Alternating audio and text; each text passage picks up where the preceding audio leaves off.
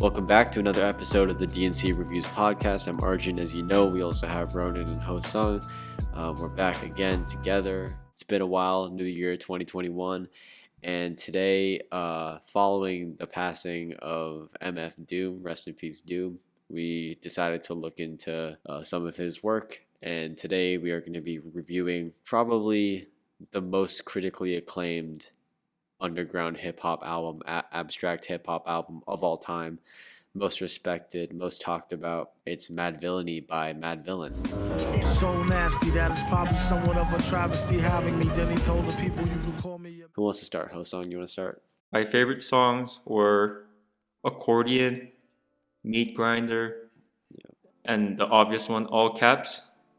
And unfortunately, I couldn't choose the least favorite song on this album. Okay. Yeah. My favorites were similar to Hosung's Accordion, Meat Grinder. I also like Curls, and I like All Caps. Yes, sir. Okay, wait, this one actually might piss some people off, but I'll be honest, some of these instrumentals throughout the songs were a little unnecessary to me. Yeah, some of the instrumentals in the end, I was like, when I was listening to the album, I was like, another instrumental. And I was like, I just want Doom to like just keep hitting me with the bars again. So Fair enough. That was my only problem. Yeah, that's fair. Yeah, for me, I agree with Curls. I think Curls is the best song on the album. Strange Ways, Fancy Clown, All Caps, Great Day. The Sick Fit instrumental is disgusting. I like Bistro, and I like Shadows of Tomorrow with Quasimodo. I really like that song. I think it's really great.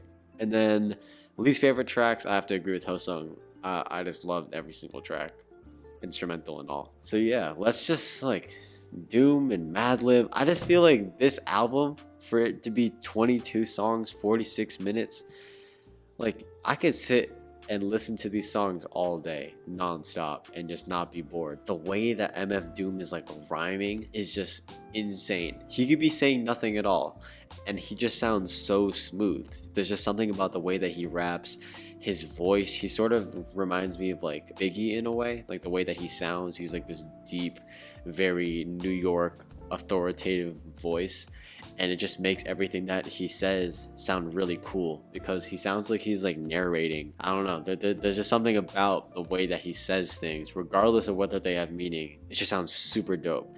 And the whole villain, superhero, Marvel aesthetic that goes on and is sort of weaved throughout all of these tracks, I just think it's just so amazingly executed. And I just think that this album deserves all the praise that it gets. I saw YouTube videos analyzing his bars, and it's like crazy how deep he got into for this project. Yeah, like on songs like Curls, which was like you and my favorite track, like he starts off by saying, "Villain get the money like curls, they just trying to get a nut like squirrels in his mad world." Like, what are you supposed to say to that? Like, how are you supposed to react to something like that? Like the amount of bars that happen outside of the bar, rhymes that happen within the bar, double entendres, triple entendres, references to things that people don't even know about. Just there's so much to dissect. The references and like just like the sample choice on all of these beats is just incredible. How do you find these samples? On Accordion, there's an actual accordion in the back from a sample from this guy named Daedalus, who I had to look up because I had no idea. And like some of these samples are from like old TV shows. You have samples from like Bollywood movies, like Korean movies. Like, how do they get these like these samples? And then they don't just put the sample in the song. Like Madlib does his thing. He's very time sensitive with everything, and he just makes these incredibly intricate beats. Like Meat Grinder, the sample on Meat Grinder. If you listen to the sample and you listen to the actual beat, it just sounds. The way that he messes with the sample, the way he chops it up, it's perfect. Picking out the right sample is like one thing, and that's like a really important skill to have. But knowing when to loop the sample and make it sound great, I think that Madlib is he's just the best of the best. Him and Jay Dilla, I think that, and maybe Kanye West, but like like people gotta understand that finding samples in like early 2000s is way harder than it is right now. Like now it's still hard, but you still got stuff like YouTube, and you got your music social media platforms like Spotify and Apple Music that it's like really easy to find samples. Like I remember when I was for fun just looking at samples, there's like now like algorithms, they'll take you to other types of samples, right? So it's like really easy for artists to find samples right now. But back in the day, Madlib, he was probably going into like record stores and like different ethnic neighborhoods and stuff that have like these original like tracks from like their native countries, and that's probably how he found all these like very exotic pieces. It's crazy. It's insane. I feel like we mentioned this a lot with other projects and songs that were like, if this song went on for one more minute and they gave me another hook, then I would give this song a 0. You know what I mean? There are no hooks. Maybe there's like a little instrumental hook, or maybe Doom replete, like he says a line again, but there are no actual hooks. It's just beats and it's bars, and both are at the highest level that I've probably ever heard. Like you won't be bored with this album, as Ronan was saying. I think that like this album's it's just so incredible. There's a song for everyone, even for songs that you don't really like. Like I don't really like Raid featuring Med, but like that song can hit at the right times. Oh, someone was saying, I read like a comment, it was like this album discovered lo-fi hip-hop and like way ahead of its time. Yeah, for sure. Yeah. Like this is 2004. Yeah. You know? Crazy. And like I was 1 year old. Yeah. It's just so impressive what's going on. Like Madlib didn't use GarageBand or Logic or Ableton. He used an actual MPC and like a Roland 808 sampler to make these beats, and that's so impressive. No, he does it by ear. He does it by hand. He's crazy. He's a madman.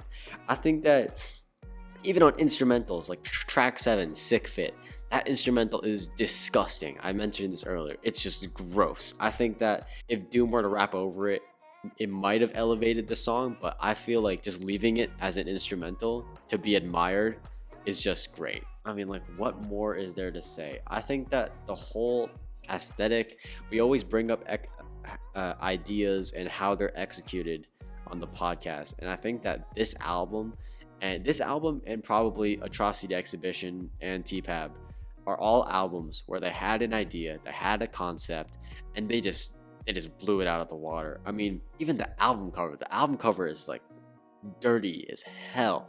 I think that everything was intentional. They took their time, and everything just sounds great. Like even on tracks like Bistro, that song is amazing. It's not, I don't even know if I want to call it a song, but he's not rapping, and he's like, I'm here. We got Doom on the mic, we got Madlib on production, we got Quasimodo, we got all these people. He's just introducing them at like this like dinner lunch atmosphere. It sort of sounds like a wedding or like a reception or something like that, and it just sounds so luxurious and fancy, and like there's these villains in these suits is what I'm imagining, and I like everything just sounds so good to the ears.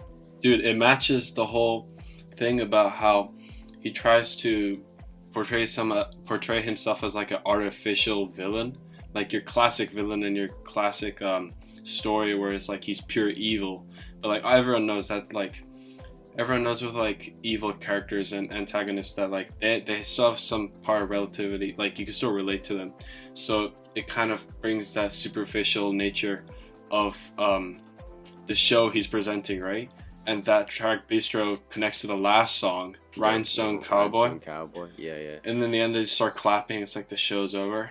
That was nice. Oh, I didn't even realize that. Yeah. I read that. Oh, that's so sick, because like they're introducing them at the beginning, and then they're like, and then they're all leaving. Yeah, I could imagine myself, crazy. Eating. It's like I'm eating some nice French food or something, and I'm watching this show, and it's like they're taking me in. Who we got tonight on the show? We got these boys. It's like, all right, let's see it.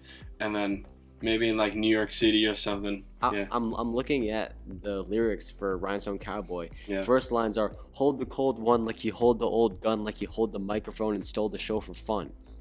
Crazy. He's talking about how he's literally at that show reception type thing, and he's performing, and he's stealing the show for fun, which means it's not their show, which relates to their whole villain aesthetic because Yeah. they're not supposed to be there. Take notes. Like all Yeah. these rappers who are watching our videos, take notes. Like you have rappers talking about themselves, but he's not really talking about himself. Like he's talking about MF Doom, like the villain character. He's not talking about Daniel Dumil, which is MF Doom's real name. It's weird because we don't really see artists like doing that type of thing. I'm dropping the bomb right here. He never uses I pronouns. You read any of the lyrics, he never uses I pronouns. That's true. Everything is like him explaining the scenario, the story, the environment. Nothing like I feel this and like I got this. Yo. yeah. Because he's always like, oh, Doom does this, Doom does that. Yeah. That's crazy. Wait, can I hold on. I gotta yell at mine Isla for a second. Guys! Isla! I'll be right back. Oh my Let's god. put this in the video. You gotta put this in, for sure. Alright, let's pick it back up where we left off. Yeah. I think maybe we should score it soon. You want to score it? Wait, shit. We got. Do we have anything else to talk about? I think we covered it all. Why don't we talk about significance of MF Doom like today? Oh like, yeah. This guy is your favorite rapper's favorite rapper. He influenced everyone. He influenced Earl, Kanye, everyone. Anyone who you've ever heard pick up a microphone or rap has been influenced by MF Doom. Anyone who you've ever heard a beat from or some producer, they have been influenced by Madlib. That's just how it is. He's crazy. If anyone's watching this, please check out his other work. Check out Food. Check out the Victor Vaughn album. Check out Doomsday. Like, check out everything. It's great. He's an icon. He has the mask. Any rapper who has worn a mask after MF Doom literally stole it from MF Doom. No questions asked. I don't care. No excuses. You could get to score, man. Let's do that. Seung, do you want to start? I think it was like one of the best albums that we reviewed in this channel, I think. And yeah, just his whole career is so interesting. This album, as you guys said, there are no hooks, and that's why I think like my first reaction and the reaction now is pretty similar. It's not boring at all. And yeah, but I think that, as Ronan said, there could be more like bars from MF Doom, but yeah, it's still like one of the best albums. So with that in mind, I have a 9. This album, like I've been raving about it this whole review, it's just amazing. People ask why this guy wears a mask. He just wants the music to speak for itself. As corny as that sounds, it makes sense because the music is incredible. It's so intricate, it's so layered, it's so intentional. The bars are just amazing, the beats are just hypnotic, and like what more could you really ask for in an album? Especially one that's 22 songs, 46 minutes. Makes it sound like it's like a 30-minute album. This is such an easy, digestible listen. You can put it on repeat all day, and what more could you ask for from our project? I think that it's incredible. It's amazing. I love this album. I love it. It's awesome. Amazing. Good stuff. This album is too good not to give a 10 and cement it in DNC history, so I'm going to go ahead and give it a 10. 10. He's out. I mean, yeah, enough said. Yeah, no need to explain. I mean, he's not a man of a lot of words, so I don't know if he's gonna come back. But yeah, there you have it. We have. I said what I said. Do you want to elaborate on your statement, or are you good? I said what I said. All right. It's done. I'm done. All right. You want me to leave again? Yeah. No. I'm just kidding. We need you for the outro. Outro. But yeah, there you have it. Obviously, high praise for such an iconic album. If you haven't given the album a listen, we all recommend that you do. We give it 3 thumbs up if we had a third hand.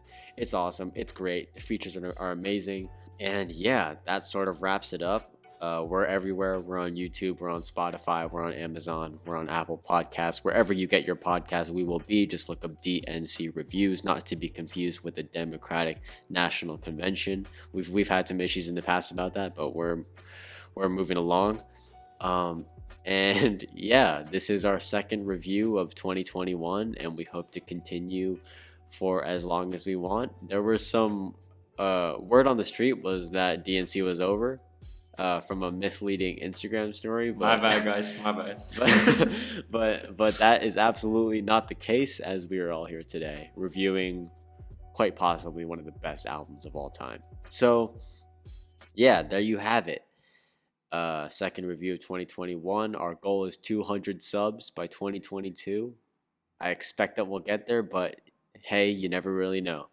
So yeah, that just about does it. MF Doom, Madlib, Madvillain's Madvillainy. The review is now over. Yeah.